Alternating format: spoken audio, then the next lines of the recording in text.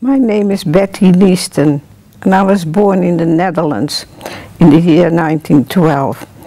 I was the middle child of a family of three. My sister Judith was born in 11, and my brother Hartog was born in 1914.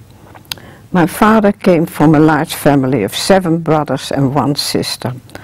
My mother's father died when she was very young, and she lived on an orphanage from the time she was 8 until she was 18 years of age. She did a teacher training course before she was married. Deprived of family love, she found it hard to show us affection when we were growing up. I was closer to my father, who encouraged our love of music and used to take us to concerts. I went to school in Utrecht and then on to university. I gave up my studies when I married Jacques Fresco in 1932. Jacques was a brilliant piano player. He had a sister called Esther, a very gifted singer, whom I loved dearly. Our only child, Albert, was born on the 17th of April in 1940. And just 3 weeks later, the Germans invaded Holland on the 10th of May. Although nothing happened to the Jews for the first year after the occupation, my father could see the writing on the wall and predicted our doom. In mid-1941, all Jews were forced to wear the yellow star in order to distinguish them from other people. We could not go to the pictures or to the park, and were not allowed to shop for food until after 8 o'clock at night, when there was very little left. All the Jews from the Dutch provinces had to go into Amsterdam and go into a kind of a ghetto called the Judenviertel, or Jewish quarter.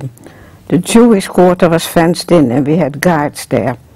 They were the SD, or German domestic police.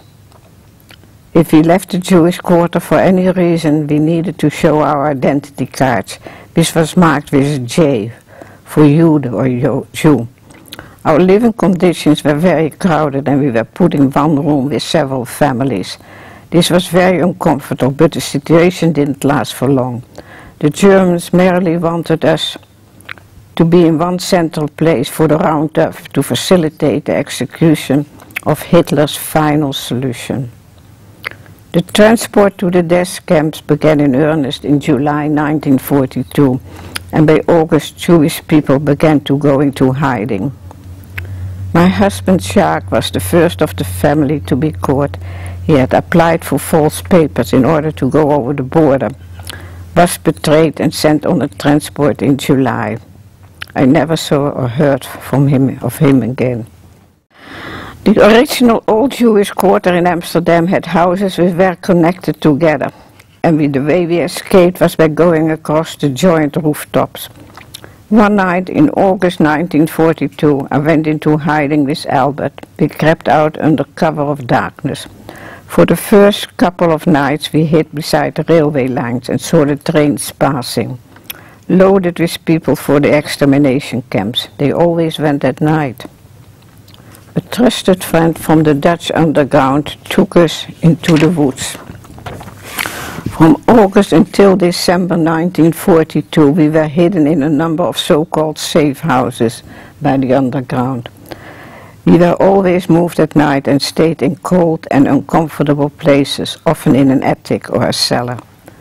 I never learned the names of the people who sheltered us, for if we were caught and tortured, it would prove very dangerous for them.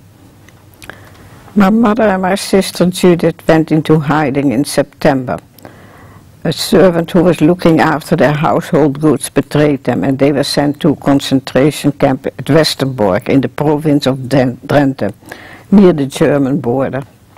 My father and my brother Hartog were hidden elsewhere and were caught in December. My father was sent to Westerbork, and Hartog was sent to a concentration camp in southern Holland called Kamp Vught, where conditions were very harsh. Unfortunately for me, Hartog had my address in his pocket when he was caught. At this time, Albert and I had been sheltered by an elderly Dutch